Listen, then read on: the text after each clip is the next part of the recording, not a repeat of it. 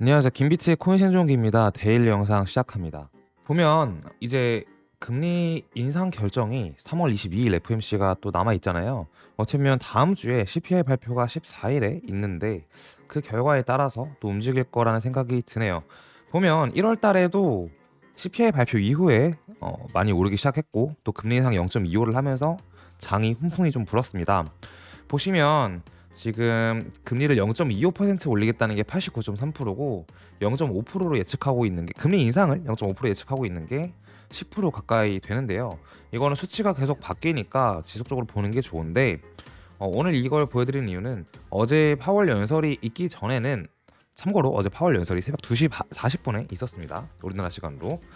연설이 있기 전에는 거의 이게 93% 여기가 7%였는데 약 3%가 0.5를 인상할 수 있다는 것에 점쳤기 때문에 말씀을 드립니다. 어제 연설 사실 별 내용이 있지는 않았어요. 그냥 뭐 우리는 데이터 보고 금리에 대해서 결정할 거고 근데 약간 좋았던 내용은 뭐냐면 노동시장이 어떻건 저떻건 간에 디스인플레이션이라는 단어 쓰는 건 맞다라고 말했습니다. 그래서 되게 좀 우호적으로 보였습니다. 생각보다. 다음 이게 오늘 영상의 핵심일 것 같은데요. 아서 헤이즈 흑형이라고도 사람들이 많이 부르는데 비트맥스 거래소의 창시자죠. 사실 비트맥스 거래소가 지금 많이 죽었지만 거래소 중에 근본 중에 사실 근본이었어요. 근데 이 아서헤이즈가 거시적인 경제를 얘기할 때 굉장히 똑똑합니다. 월가 출신이기도 하고 진짜 아는 게 많다는 게 느껴지는데 쉽게 말하면 1번은 뭐 올바르게 생각하고 2번 현금 모으기, 3번 비트코인 살 거다. 4번은 비트코인 오르고 나면은 뭐 항상 그랬듯 쉬코인 이 사람 비트코인을 빼고는 다 싫어하니까 뭐 알트가 오를 거고 그다음 언와인드 이런 얘기를 했는데 좀 풀어서 설명을 드릴게요. 사실은 아서에이즈가 자기는 좀 더 떨어지면 살 거다 이런 얘기를 했는데 그 사이에 반등을 하면서 본인이 실패하고 잘못한 것을 인정하면서 이번에 아티클을 썼는데요. 올바른 생각, 이거는 쉽게 말하면 항상 올바른 완벽한 구간을 우리는 할 수 없다.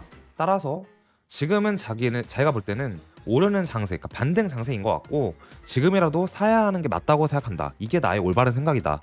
이러한 얘기를 하고 있고요. 두 번째는 현금 모으기라는 얘기입니다. 그러니까 이 사람은 그동안 자기가 가진 것들의 마켓 펀드나 단기 미국 국채에 투자를 하고 있었는데 그러니까 리스크를 해증하기 위해서 그런 쪽에 투자를 했었는데 그거를 다시 현금으로 모았다. 자기가 갖고 있는 미국 국채를 팔고 현금화를 했다. 그래서 나는 앞으로 위험 자산에 투자하려고 선택을 할 수 있다. 그러니까 그 말을 하는 거예요. 그러니까 현금을 뭐 이제 비트코인이랑 주식을 이제서야 팔아서 현금 모아라 이게 아니라 너무 비교적 안정적인 자산을 팔고 그걸로 위험 자산에 투자하기 위한 현금을 모으고 있다. 얘기를 했습니다. 그리고 세 번째는 비트코인을 살 거다. 뭐 이 사람 워낙 비트 맥시니까 당연한 얘기인데 며칠 내로 다시 글을 쓸 거지만 나는 이제 비트코인을 살려고 한다라는 했는데 그 금액이 엄청 커서 막 가격을 올리고 이럴 금액은 아니다. 근데 확실한 건 난 비트코인을 살려고 한다라는 말을 했습니다. 그리고 4번은 그 다음에 비트코인이 어쨌든 내가 사고 뭐 야서는 자기가 똑똑하다고 생각하고 또 그를 좋아해 주는 사람이 많으니까 내가 사고 비트가 난 오를 거라 했으니까 오를 거야. 오르고 나면은 알트장이 올 거야 라는 얘기인데 뭐 이거는 너무나 당연한 얘기죠. 항상 그랬었으니까.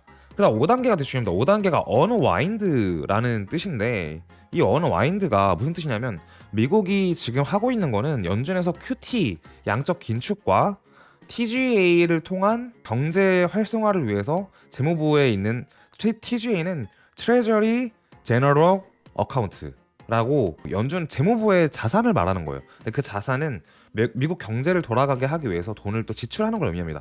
QE의 양적 완화랑은 달라요. 양적 기축과 완화는 중앙은행의 채권이나 여러 가지 그 연준 자체에서 들고 있는 채권에 대해서 채권이 만기가 됐을 때 재투자를 하면서 직접적으로 시장의 유동성을 제공하는 게 QE이고 그의 역관계가 QT입니다.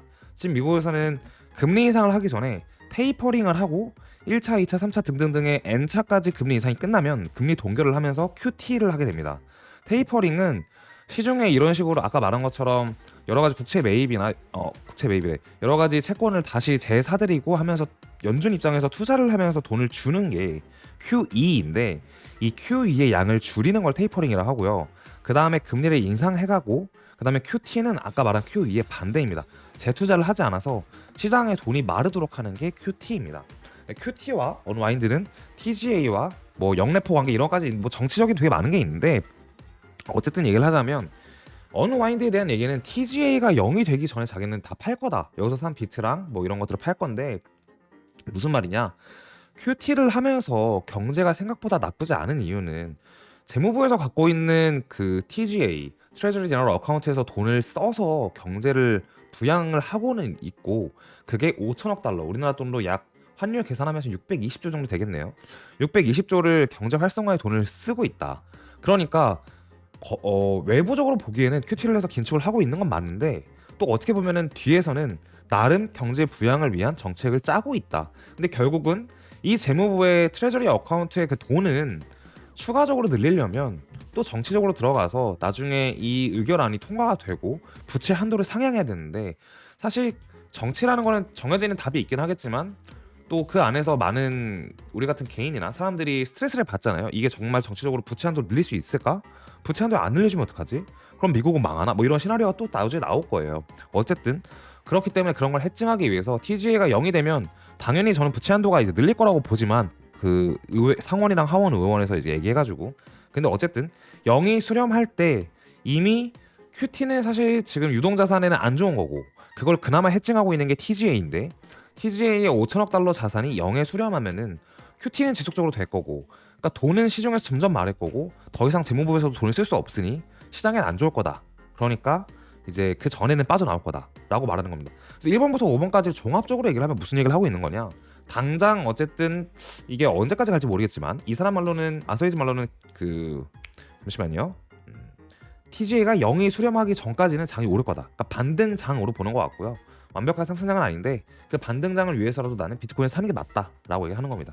굉장히 중요한 얘기인데 좀 내용이 어려워요. 저도 설명되기가 좀 어려운데 잘 이해가 되셨으면 좋겠네요. 다음으로 넘어가겠습니다. 이건 비트코인 골든 크로스, 이제 이게 전에 봤던 MA 50일과 200일선의 골든 크로스를 말하는 것 같아요. 15년도와 19년도를 볼 수 있고, 그 다음에 23년도 지금을 볼 수 있습니다. 지금은 여기보다 조금 더 올라서 완벽히 골든 크로스가 일어난 상황이고요. 15년도 같은 경우에는 골크 자체가 나오기 전에가 반등을 이미 이어나가서 고점을 찍었고, 골든 크로스 이후에 고점이 낮아지면서 다시 이제 떨어지는, 이걸 보면 거의 코로나 때랑 또 비슷한 그런 모양인 것 같은데, 이게 15년도의 예시고, 19년도의 예시는 아래에서 오랫동안 비비다가 한번 급등을 해주고 나서 지속적으로 횡보하면서 이 구간에서 횡보 구간에서 골든 크로스가 일어났고, 이후에 뭐 여기 숫자가 안 보이잖아요. 여기서 13,000달러까지 올랐거든요. 그러니까 골든 크로스의 기준으로는 3배가 올랐다라고 보면 좋을 것 같습니다.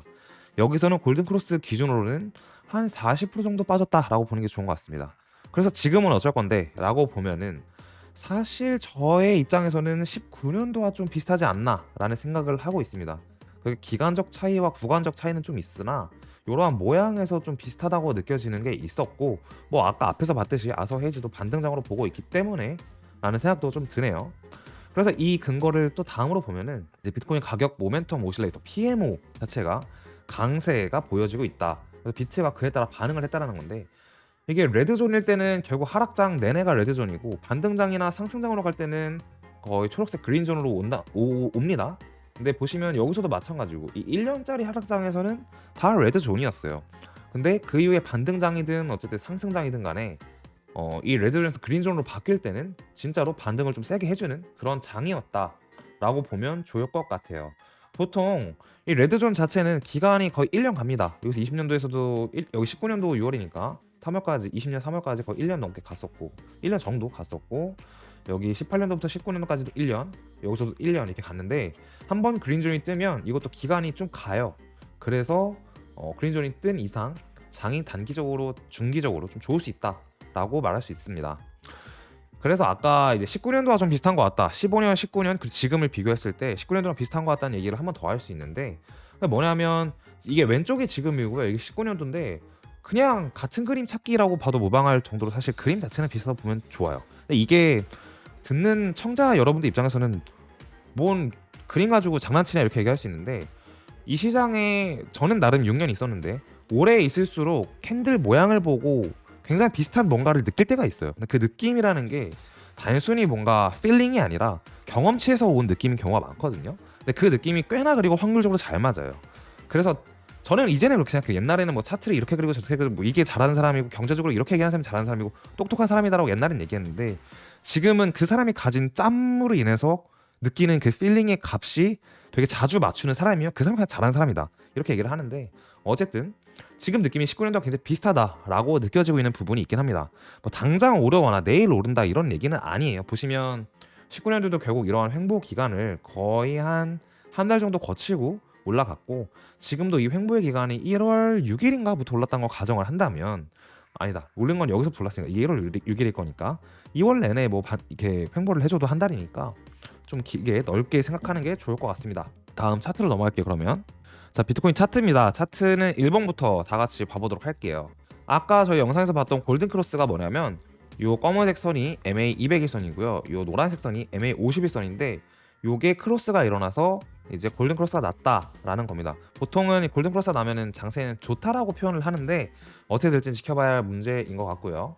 이 현재의 상황 자체가 일봉상에서는 그냥 하단의 저점을 지켜주고 있고 고점에서는 살짝 낮아진 상태인데, 주봉상에서는 아마 지난주 금요일 뭐 이렇게 얘기를 했던 것 같아요. 보면 이번 주, 그러니까 지난주 입장에서는 이번 주와 그리고 다음 주, 그 다음 주가 이제 이번 주가 되고 있는 거죠. 횡보를 할 가능성이 있고, 횡보한다면 결국 이 횡보의 끝이 어딜 향할 것이냐가 중요한 건데, 이 횡보의 끝이 위로 향할 확률이 높다라고 얘기를 드렸던 것 같아요. 그게 무슨 말이냐? 반등을 한번 세게 해서 현재 매물대 구간에서 보시면 쉽게 생각하면 요 구간이 물렸던 사람 입장에서는 지난 8월의 가격대랑 비슷해요. 작년 8월과 이때부터 물려있는 사람들이 탈출할 수 있는 구간이, 쉽게 말하면 8월부터 8, 9, 10, 11, 12 5개월 넘게 물려있던 사람들이 탈출을 할 수 있잖아요.